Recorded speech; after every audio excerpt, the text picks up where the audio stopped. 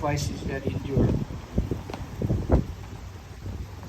It's an honor to be here today and to share with you all. I thought about the word address, and I wondered, what does it mean to have an address? And an address is usually a place where you can find somebody. So my dad has more than 4 addresses. One of them is a memorial stone at Arlington Cemetery, Memorial H, Site 271, Arlington, Virginia. Another address is, his name is inscribed in the Court of the Missing in Honolulu, Court A. Many of you have probably been there. And then, of course, the Vietnam Wall. My dad is panel 6E, line 135.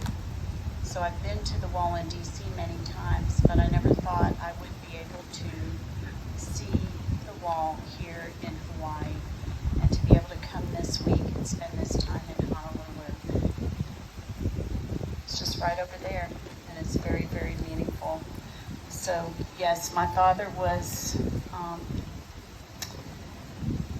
he met my mom, I don't want to say trolling for a date, but he was in flight training at Spence Airfield in Georgia, which is closed now. And he and his buddies went down to Florida State just to see what would happen. And that's how he met my mom. So a very, very short time later, he asked her to marry him. And I have a letter that he wrote to my mom after this proposal. And he says, this is dated 4 August 1955. Did you ever think what it would be like to be a jet pilot's wife? This flying game is not the safest occupation, and a pilot's wife sometimes has to be very patient and very brave. Think it over real seriously and then give me an answer. Okay, sweetheart?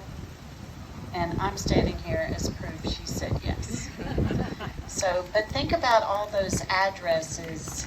And I lost my mom in 2003, but I tell you what, the memory of my parents is just so strong in my life. But if you think about those addresses I mentioned, they're not addresses where you can send a letter. They're not addresses where you can stop by for Sunday dinner. These are addresses that just remind us what we've lost.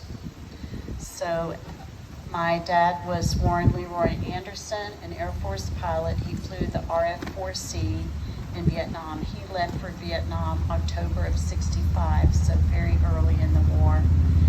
His aircraft was lost along with his co-pilot, James Tucker, April 26, 1966. Their aircraft has never been recovered. If you hear that there are 1,577 still unaccounted for from the Vietnam War, that number includes my dad. And my mom raised 4 kids on her own. We were 8, 6, 5, and 2. And yes, I am the oldest, and yes, I'm bossy. So, but missing in action families, they were told, you don't talk about your person. You don't talk about your person in public. You don't share that the status is missing in action. Because at that time, they thought if it was public, then possibly if that person was a prisoner of war, the word would get back to the North Vietnamese, and that person would be treated more harshly. Now, we've learned later, the spouses of these missing in action said, hey, forget that, we're gonna make some noise. And they ended up being the ones who created the POW-MIA flag. And that's a whole another talk for another day, but these were amazingly strong women. But yes, they were told, so from 1966 to 1973, when the Paris Peace Accords were signed, we hoped my dad was a prisoner of war. And so we missed him and we mourned his loss, but we thought he was coming home. And then when the Paris Peace Accords were signed, the military had to call every missing in action family. I think at the time it was around 2,600. They had to, including the POWs, it would have been over 3,000. They had to call every family and say yes or no that your husband's name is on this list. And so I remember, I was 10th grade at the time, I remember my mom getting that phone call and they said, your dad's name is not on the prisoner of war list. But you know, we had gone 7 years without him and we didn't understand what it meant to grieve 7 years after the loss. So it was a little complicated. So you see this gray hair, but inside I'm still that 8-year-old little girl waiting for her dad to come home. So I wanted to close with this story. This happened in 2003. We were stationed at Fort Benning, Georgia at the time, and that's back when, you know, we actually read a print newspaper. And so it's a Saturday morning and there's a half-page ad that Hal Moore is going to be at the brand new Barnes & Noble and he's going to be signing his book, We Were Soldiers Once and Young. So when we saw the ad, my husband just looked at me and said, get in the car and go. He just knew that was going to be very, very important to me. So I get to the Barnes & Noble and it was crowded.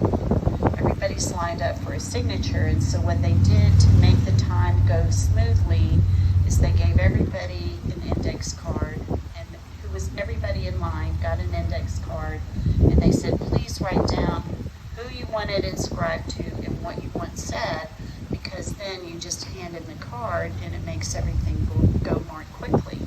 So I thought about it, you know, do I do this for my husband? Do I do it for my brothers? And just that day, I wrote down Dear Natalie. So I decided, kind of selfishly, I wanted this book for myself.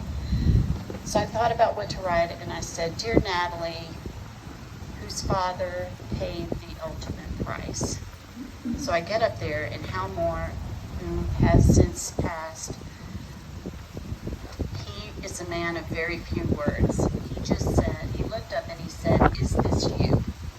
And I said, yes. And he was left-handed, so he did this, partly because maybe that's how he always wrote, but I think he didn't want me to see what he was writing. And he closed the book, handed it to me, and off to the next person right behind me.